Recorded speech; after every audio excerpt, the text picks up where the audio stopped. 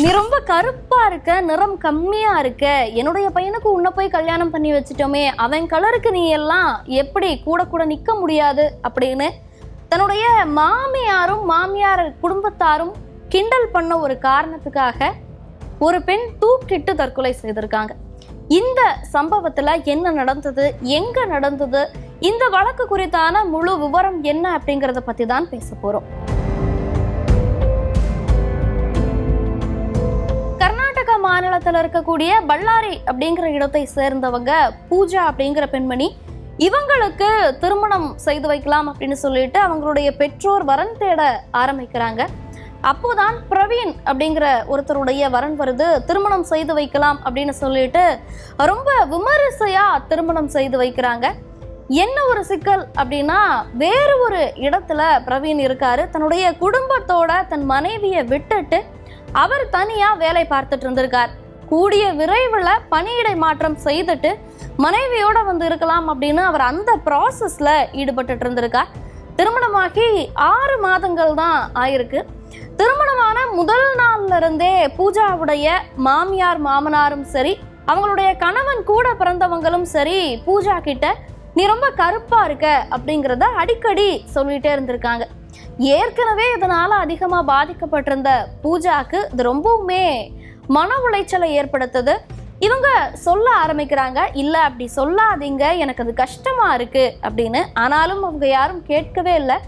தன்னுடைய அப்பா அம்மா கிட்ட கூப்பிட்டு பூஜா அலறாங்க. ஏன்னா இந்த மாதிரி கருப்பா இருக்க அப்படின்னு சொல்லி கிண்டல் பண்ணிட்டே இருக்காங்க. என்னால் இதை ஏற்றுக்க முடியல, என்னுடைய கணவரை விட நான் ரொம்ப நிறம் கம்மியாக இருக்கேன் அப்படின்னு சொல்கிறாங்க.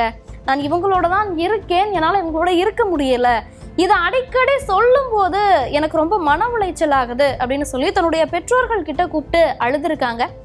அவங்களும் வழக்கமாக பெற்றோர்கள் என்ன பண்ணுவாங்களோ அதையே தான் செய்திருக்காங்க. இல்லைம்மா, அது அப்படி இருக்கதான் செய்யும், அதெல்லாம் நீ பெருசாக எடுத்துக்காத, நீ அங்கேயே இரு, இதற்காகலாம் சண்டை போட முடியாது, சண்டை போடவும் கூடாது அப்படின்னு சொல்லி டிப்பிக்கல் இந்தியன் பேரண்ட்ஸ் என்ன பண்ணுவாங்களோ அதையே அவங்களும் பண்ணியிருக்காங்க.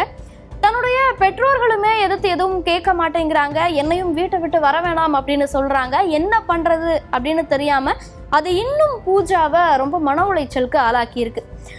தொடர்ந்து தன்னுடைய திருமணமான நாள் முதல்ல இருந்தே இந்த ஒரு சிக்கல் அப்படிங்கிறது போயிட்டு இருந்திருக்கு. நாட்கள் போக போக இவங்களுடைய இந்த நிறம் மீதான விமர்சனம் அப்படிங்கிறது அதிகரிச்சுட்டே இருக்கு.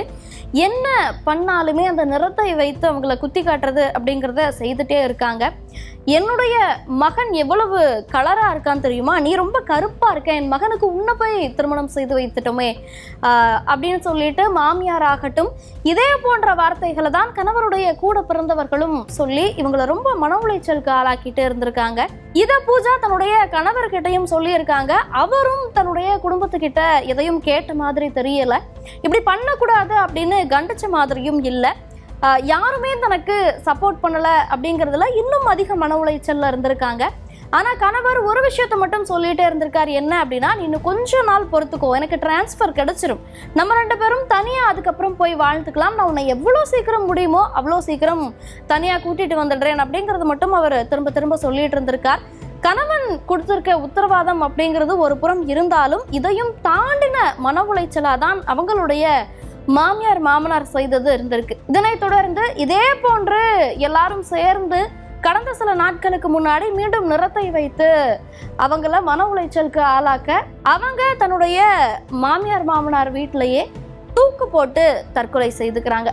இதனை தொடர்ந்து பூஜாவுடைய அப்பா அம்மாவுக்கு தகவல் கொடுக்கப்படுது. இறுதி சடங்குகள் எல்லாம் முடிஞ்ச பிறகுதான் இவங்களுக்கு ஒரு விஷயம் உரைச்சிருக்கு. என்ன அப்படின்னா, தன்னுடைய மகள் அடிக்கடி நான் கருப்பா இருக்கேன்னு சொல்லி என்னுடைய இன்லாஸ் எல்லாம் கிண்டல் பண்றாங்க, எனக்கு மன உளைச்சலா இருக்கு அப்படின்னு சொல்லிட்டே இருந்தாலே நம்ம அதை கேட்காம விட்டுட்டோமே, ஒருவேளை கேட்டிருந்தாலோ இல்லை அவங்கள கண்டிச்சிருந்தாலோ இல்லை இந்த திருமண வாழ்க்கையிலிருந்து அவளை வெளியில கூட்டிட்டு வந்திருந்தாலோ இன்னைக்கு நம்ம பொண்ணு உயிரோட இருந்திருப்பா அப்படின்னு அந்த ஒரு உண்மை அவங்களுக்கு உரைக்க ஆரம்பிக்குது. அதனை தொடர்ந்து காவல் நிலையத்தில் போயிட்டு என்னுடைய மகளுடைய மரணம் ரொம்ப இயற்கையானது கிடையாது, அவளை மன உளைச்சலுக்கு ஆளாக்கி இந்த ஒரு முடிவை எடுக்க வச்சிருக்காங்க அப்படின்னு சொல்லிட்டு கணவர் வீட்டார் மேல புகார் கொடுக்குறாங்க. இதனை தொடர்ந்து அவங்களுடைய யாரெல்லாம் பூஜாவை நிறத்தை வைத்து கேலிக்கு ஆளாக்குனாங்களோ அவர்கள் 3 பேரும், அதாவது கணவர் வீட்டை சேர்ந்த கணவர், மாமனார், மாமியார் எல்லாரையும் காவல்துறையினர் கைது செய்திருக்காங்க.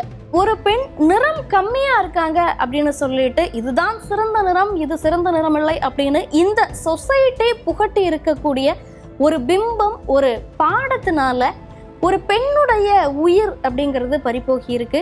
இந்த மாதிரி சம்பவம் இதுதான் முதல் தடவையா அப்படின்னு கேட்டா கிடையாது. இதற்கு முன்பும் இந்த மாதிரி நிறத்தால கூனி குறுக வச்சு தற்கொலைக்கு தூண்டின நிறைய சம்பவங்களை நம்ம பார்த்திருக்கோம்.